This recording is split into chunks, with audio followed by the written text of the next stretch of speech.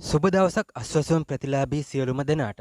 ඉතින් ඔයාලා මේ වෙද්දිත් බලාගෙන ඉන්නේ 2025 ජූනි මාසේ අස්වැසුම් මුදල් කවද්ද බැංක් එකට වැටෙන්නේ කියලා.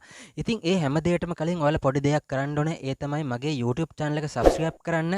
ඒ වගේම notification bell button එක all දාගන්න. එතකොට තමයි ඔයාට මේ වගේ අලුත්ම විස්තර ඔයාට අනිවාර්යයෙන්ම බලා ගන්න පුළුවන් වෙන්නේ. හරි.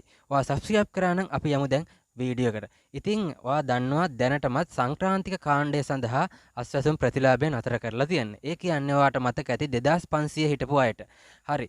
ඒ කියන්නේ 2500යි පස්සේ 5000 කරා. අර මුලින් තිබ්බ 5000 ගැන නෙමෙයි. සංක්‍රාන්තික 2500ට මේ වෙද්දි අස්වැසුම නැහැ. හරි. එතකොට දැන් බලමු ජූනි මාසේ අස්වැසුම කවද්ද වැටෙන්නේ කියලා. දැනට අපිට වාර්තා වෙන විදියට සහ අපිට ආරංචි වුණ විදියට ජූනි මාසේ අස්වැසුම මුදල් වැටෙන්නේ 18 19 20 කියන දවස් තුනෙන් එකක.